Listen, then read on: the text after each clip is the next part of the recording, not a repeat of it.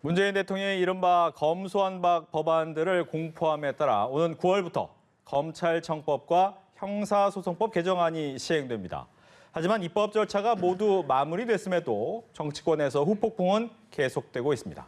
이 시각 정치권 이슈 윤기찬 국민의힘 법률위원회 부위원장, 이강윤 정치평론가 두 분과 함께 짚어보도록 하겠습니다. 안녕하십니까?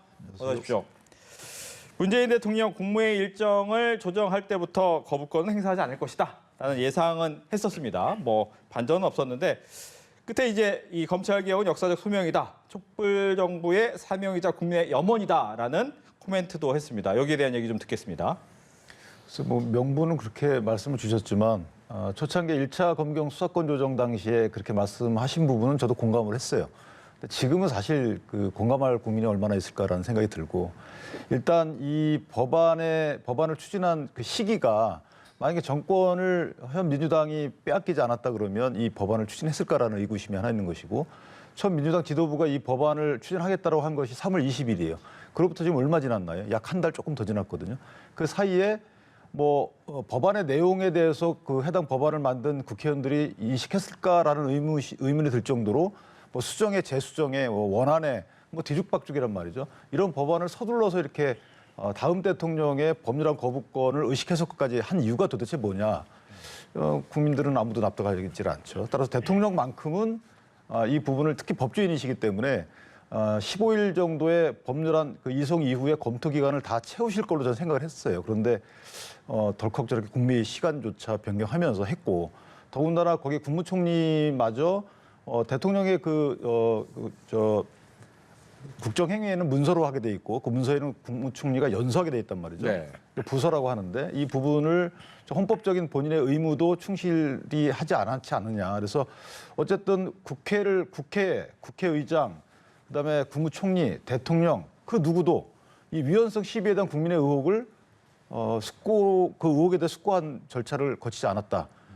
상당히 선진국에서 있을 수 없는 절차적 하자 아닌가, 또 내용적 하자 아닌가, 그런 법안이 탄생을 한 거죠. 네, 절차적 내용적 하자가 있는 법안이 탄생했다라고 했습니다. 예, 저는 검찰 수사권 조정이라고 보고 싶고요. 문 대통령이 여기 거부권 행사하지 않을 것임은 이미 그전에도 몇 차례 분명히 밝혔죠. 한 가지 좀 아쉬운 점은 검찰 수사권 조정하고 나서 중수청, 가칭 그런 거 세우겠다는 거잖아요. 그거 국가기관 새로 만드는 거니까 당연히 법률적 규제와 법률 검토 및 법률 적용이 되는 사안입니다. 그러면 그걸 먼저 하거나 최소한 동시에 했어야 돼요. 그런데 그러지 못했죠. 그런 것은 명백한 좀 미흡하고 소홀하고 아쉬운 점은 있다. 이게 계속되니까 한 달 넘게 계속, 지금 대선 끝나고 청와대 이전 그다음에 가장 장기적으로 끈 이슈가 이게 아닌가 그렇습니다. 싶어요. 네. 그게 정당 지지율에도 조금 영향을 미치고 있는 것 같은데,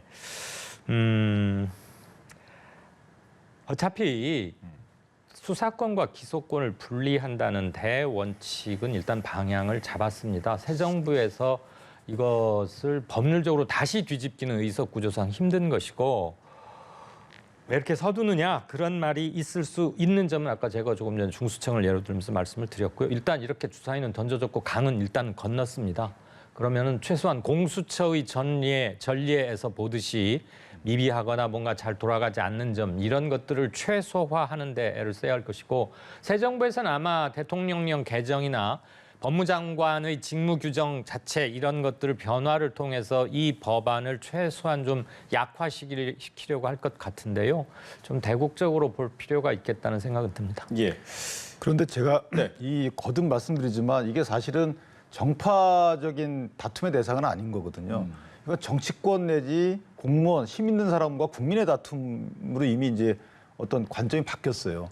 예컨대 우리가 누누이 검찰권 남용, 검경 수사권 조정, 그다음에 수사 기소의 분리라는 관점은 사실은 권한의 남용을 견제하기 위한 방법이었던 거예요. 그러니까 다시 말하면 검찰이 그동안 1년 동안에 어떤 권한의 남용을 보여줬는지, 현 정권의 수사 이외에는 없어요. 일반 국민에 대한 권한 남용 사례를 내보이면서 이런 문제가 있기 때문에 이것은 검찰의 어떤 권한을 좀 뺏어야 되겠다, 이런 논리를 편 것이 아니거든요. 그럼 남는 게 문제냐? 부실 수사 문제예요. 그러니까 권한의 남용 문제는 문제가 안 됐는데 이렇게 철저히 뺐고, 그럼 부실 수사로 인한 국민의 피해는 어떻게 해결할 것인지 이런 문제에 대해서는 정치권이 전혀 관심을 안 가졌다는 것이죠. 하물며 헌법을 수호하고 국민을 보호할 대통령마저도 이것에 대한 고민을 하셨는지에 대한 의구심을 들 정도로 빠르게 해치웠어요. 그럼 이거는 어떻게 할 것인지에 대한 과제는 사실은 새 정부로 떠넘겨진 겁니다. 그러니까 부실 수사가 초래하는 부분은 특히나 힘 있는 사람에 대한 부실 수사 문제는 이건 국가 기강을 흔드는 문제거든요. 이것을 어떻게 할 것인지에 대해서는 전혀 고민한 흔적이 없어요. 이것을 어떻게 이해할 것인가. 네. 한 가지만 아마 2주 전인가요? 3주 전인가 그때도 이 문제 가지고 우리 윤 변호사와 한번 얘기를 했던 것 같은데 방금 부실 수사 말씀하셨으니까 저는 부실 수사하면 제일 먼저 생각나는 게 2020년 검사들 접대 그 수사 있었잖아요. 그래서 뭐 먼저 간 사람 얼마 뭐 나중까지 한상 그래서 1인당 99만 얼마여가지고 모두 다 기소하지 않았던 거 기억나시죠? 저는 그게 제일 먼저 생각나는데 부실 수사? 그거는 이제 그거 수사를 해야죠. 검찰로서 굉장히 뼈아프고 부끄러운 사건 아닙니까? 그거는 공수처가 수사라고 그래서 이제 그 공수처가 만들어진 거고 예. 자 공수처가 수사라고 그 검사는 만약에 그 혐의가 맞다 그러면 기소가 돼서 처벌받아야 되고 또 징계를 해야 돼요. 예. 다시 말씀드리면 검찰이라는 기관의 구성원이 문제가 생겼으면 다른 수사기관이 수사해가지고 도려내고 그런데 그러면 되는데 검찰 자체의 수사권을 뺏을 이유는 안 된다는 것이죠. 오히려 그렇게 되면 정치권 수사 누가 하죠? 예를 들어서 경찰의 수사권이 부족하다는 의미가 아니에요. 크로스 체크해야 되는 거거든요. 예. 그리고 또 하나 말씀드리면 고소인들에 대해서는 그렇다고 치더라도 고발인들에 대해서는 만약에 경찰이 불송치 결정하게 되면 혐의 없다라고 결정하게 되면 이에 대해서 다툴 수 없다는 거예요. 고발은 주로 힘 있는 사람에 대해서 행해집니다. 예. 우리가 시민단체가 고발하고 물론 진영에 따라서 고발이 난무하는 경우는 이게 시정돼야 되겠지만 기본적으로 보면 고발은 힘 있는 사람들을 대상으로 해서 경찰, 검찰이 수사를 하지 않을 때 이때 고발을 해요. 그러면 국민적 입장에서 볼 때는 수사의 개시 단서가 될 수 있는 중요한 것인데도 불구하고 고발 사건의 경우에는 단심제로 끝납니다. 경찰이 불송치하게 되면 그 누구도 손을 못 대요. 하물며 법원에서도 1심, 2심, 3심이 있는데 이것을 왜 경찰이 하고 미진하면 검찰이 다시 보고 미진하면 재정 신청을 통해서 법원이 보는 이런 제도를 왜 이걸 없애는지 저는 도대체 이해가 안 돼요. 특히 고발 부분. 아직도 검찰에게 경찰 수사 지휘권 및 의견 개진권은 주어져 있잖아요. 사실상 없어요. 아니 있죠. 이번에 그 통과된 의견 거에도 명문화돼 개진이라는 있는데. 것이 사실은 이제 강제성이 없어요. 말 안 들으면 그만이고요. 이 말씀 뭐냐면 불송치 결정을 하게 되면 그 불송치에 대해서 이의신청을 해야지만 이게 가거든요. 원래 강제적으로 갑니다. 그러면 이의신청을 해서 가게 되면 그때 검찰이 좀 보고 이거 문제가 있습니다라고 보완 수사 요구도 좀 하고 이래야 되는데 이의신청권이 없는 거예요. 고발인은. 그 말은 뭐냐면 공익사건 내지 힘 있는 사람들에 대한 사건은 이의신청권 자체를 없애버린 거예요. 이거 문제 있다고 민주당이 얘기하잖아요. 그래서 차차 형사소송법에서 나중에 고쳐가겠다고 하지요. 예. 이거 지금 담으면 안 됐나요? 이렇게 시급히 처리해야 되나요? 이거 다음으로 밀어가면서 이런 문제에 대해서는 문제는 인정해야 될 것 같아요. 알겠습니다. 여기에 대해서 궁금한 게 있습니다. 보면 문재인 정부 쪽에서는 수사와 기소권을 나누자라는 데 초점을 좀 갖고 있는 것 같아요. 근데 윤석열 정부에서는 이 부분에서 검찰의 독립이 훨씬 더 중요하다라고 보는 것 같습니다. 즉 정치권에 그동안 어떻게 보면 알아서 수사를 해왔던 검찰의 독립성을 좀 더 중요시 생각하는데 이 두 가지는 다른 얘기입니까? 그러니까 수사 기소의 분리는 이름 처음에는 이론적 근거는 있어요. 뭐냐면 수사하는 검사가 기소를 하게 되면 아무래도 수사를 좀 수사권을 남용해서 기소를 위해서 조금 무리하지 않을까. 이런 이론적 근거는 분명히 있습니다. 그런데 어찌 보면 이걸 나누게 되면 수사를 하는 사람이 이걸 언제 어느 시점에 기소할 만큼 성숙됐지라는 판단을 할 수가 없어요. 그러니까 결국은 수사하는 사람이 이 정도면 기소할 때가 됐겠다라고 판단하는 것은 맞아요.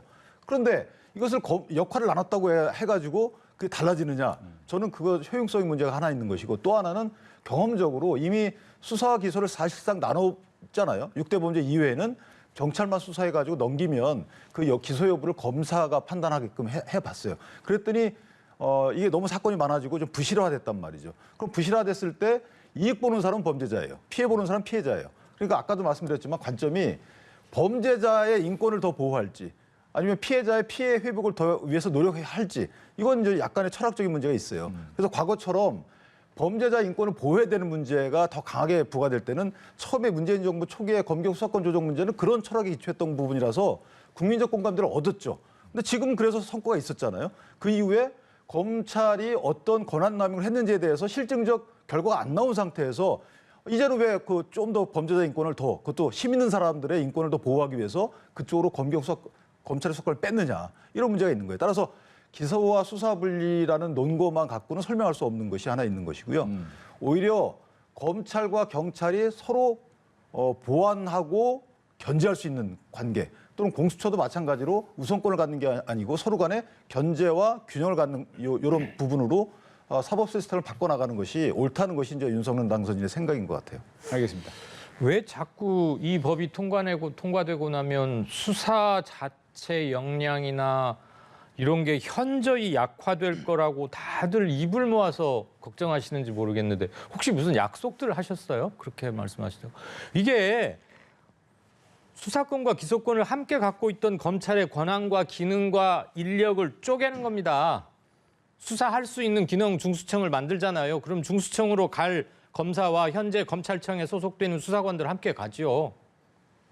검찰이 없어지는 게 아닌데 왜 자꾸 국민들 피해를 볼 거라고 그러고 힘 있는 사람들만 더 범죄를 저지르고도 괜찮을 거라고 말씀하시는지 저는 솔직히 잘 이해가 안 가는데요. 그거는 이제 그냥 단순한 추측이 아니고요. 예. 일단 첫 번째, 우리 국정농단 사건은 어디서 했죠? 검찰이었습니다. 그 당시에도 검경 수사권 조정 이런 문제를 떠나서 수사를 다 모든 수사기관을 다 할 수 있었어요. 각자. 예. 그런데 검찰이 했죠. 그다음 우리가 뉴스에서 볼 수 있는 모든 사건들은 다 검찰이 했어요.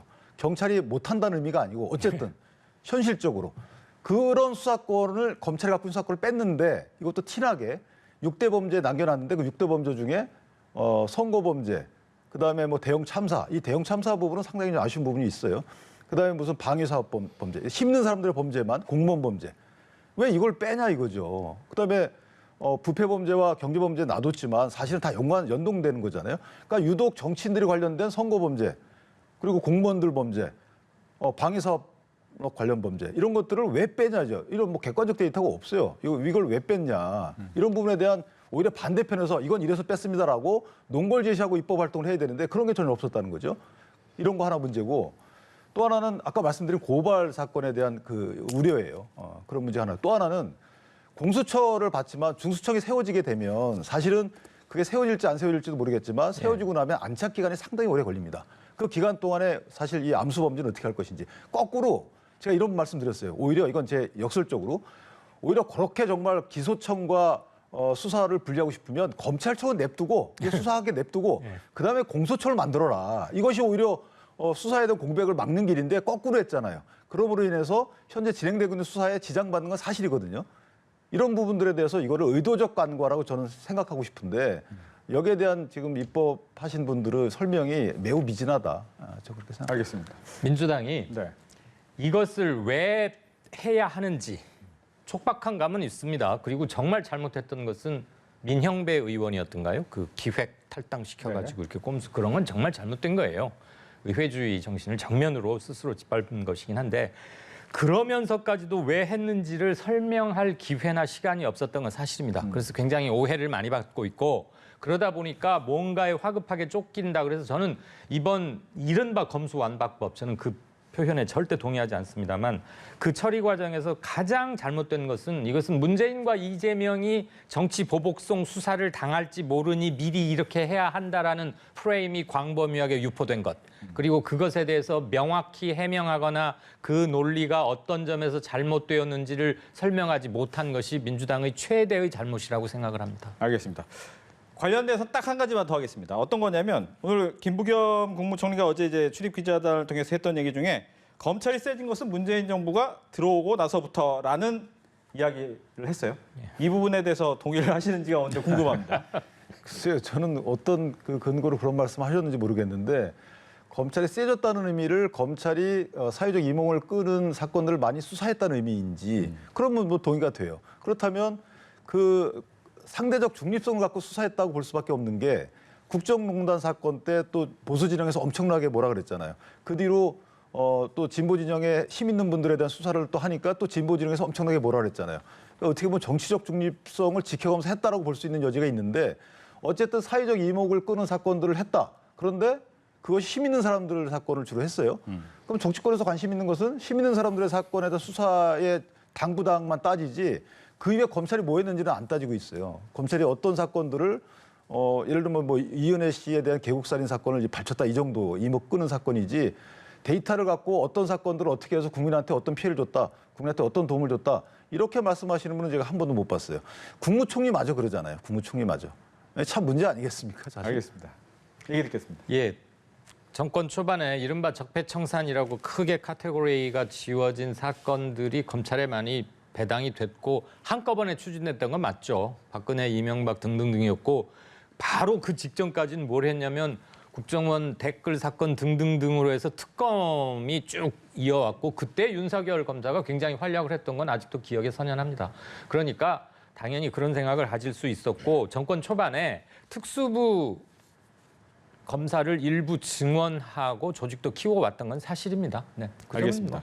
다음은 뭐 인사청문회 관련된 내용인데 뭐 한동훈 법무장관 같은 경우에 인사청문회도 청문회지만 이 검수완박 법안과 관련해서도 지면 답변서를 통해서 이제 반대 의사를 분명하게 했고 또 그러다 보니까 이제 9일로 미뤄지기도 했고 좀 어떻게 진행될 것으로 예상하십니까? 저는 한동훈 법무장관 후보자에 대해서는 검증 기준을 세게 해도 사실 그냥 싫다, 무섭다라는 것 이외에는 부적격 기준이 나오기 어렵다라고 봐요. 나왔으면 벌써 했겠죠. 또 하나는 한동훈 그 법무장관 후보자는 다소 좀 갖는 상징성이 달라요. 예컨대 지금 증인 채택된 건 보더라도 뭐 채널A 관련해서 그 당시에 형사일과장 등이거든요. 그 말은 뭐냐면 검수완박 법안을 잘했다라는 어떤 뭐 그 논리적 근거를 끌어내기 위한 그런 신문들이 많이 있을 거고 또 하나는 한동훈 법무장관 지명자가 갖는 의미가 이 사람이 적절한지 여부를 떠나서 상징적으로 진영 갈등을 유발시킬 수 있는 사람이에요. 그 존재 자체로. 그러다 보니까 민주당 입장에서는 최대한 끌어서 지방선거에 유리한 국면으로 이거 활용하려고 하는 거 하나 있고 네. 또 하나는 저 연계했다는 의미는 지금까지는 낙마 사유를 삼을 만한 이런 사유들이 발견되지 않았다. 이렇게 두 가지 사유가 아닌가라는 개인적으로 생각하고 있습니다. 예. 저는 개인적으로 이번 인사청문회에서 제일 기대하고 보고 싶은 게 한동훈 법무장관 청문회. 근데 취임식 날이에요. 미뤄지고 미뤄지네요. 네.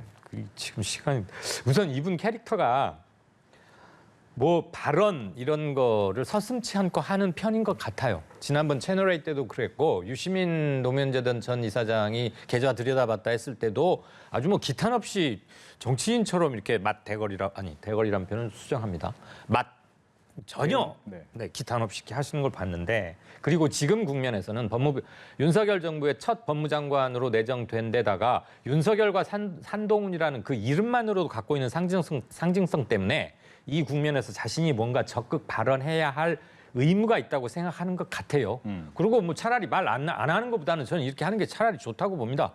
누구든 자기 스탠스에서 자기 입장을 분명히 밝힘으로써 어떤 사안에 대한 생각과 차이가 뭔지를 알게 하는 것 자체는 좋고요. 청문회 때 제발 뭐 개인 비리건 의혹이건 또는 이 검찰 수사권 기소권 분리 방안에 대한 법리적 논쟁이건 활발하게 했으면 정말 좋겠습니다. 근데 알겠습니다. 한동훈 후보자 네. 청문회 날짜는 취임식 하루 전. 9일, 하루 전. 5월 9일이죠. 9일이니까 네. 하루 전날.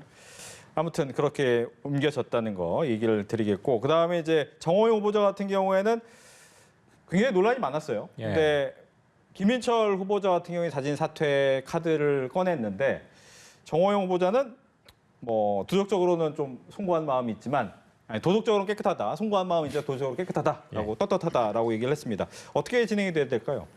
청문회도 다 끝났기 때문에 네. 이제 본인은 자진 사퇴를 아예 염두에 두고 있지 않다라는 취지로 아마 밝히는 것 같아요. 그렇다면 이제 당선인의 선택만 남아 있겠죠.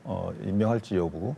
그래서 뭐 아무도 모르는 거지만 어찌됐든 청문회 과정에서 기존에 있었던 것에 대한 의혹을 입증할 만한 객관적인 자료는 제출이 의외로 안 됐어요. 예. 저는 뭐 예컨대 뭐 봉사활동을 안 한 객관적인 증거가 제출되든지 또는 평가 과정에서 정호영 후보자의 의중이 반영됐거나 부탁이 들어졌거나 이런 식의 뭔가 객관적인 자료가 제출이 됐으면 당연히 그것은 제가 보기에도 사퇴를 해야 되는 것이죠. 근데 그게 안 나왔기 때문에 본인도 저렇게 입장을 고수하는 게 아닌가 싶고 병역 의무 같은 경우에는 크게 의혹이 부각됐지만 실제 오히려 정호영 후보자가 그 의혹을 해소한 측면이 없지 않아 있어요. 그 위에 이제 반박 의혹에 대한 입증은 못 하고 있는 상황이고 그래서 청문회가 끝났기 때문에 뭐 이제 당선인의 선택이 남아 있지만 이런 상황에서 임명 안 하는 것도 사실 상당히 좀 어려울 것 같아요. 개인적으로는. 다만 김인철 후보자의 경우에는 이제 청문회 전에 3일 전에 사퇴를 했는데 청문회에서 불거질 새로운 의혹들 내지 증거들을 맞닥뜨리기가 좀 부담스러운 게 아니었나 이런 생각이 들어서 본인의 판단이니까 뭐 존중합니다. 예. 민주당 입장에서는 뭐 정호영 후보자나 한덕수 총리 후보자나 한 방이 없다라는 평가를 받고 있어요. 예. 한 방 없었던 인사청문회는 사실 이번이 처음은 아닙니다. 기자들이나 수사권이 없는 의원이 한 방을 마련한다는 것 자체가 사실은 굉장히 어렵죠.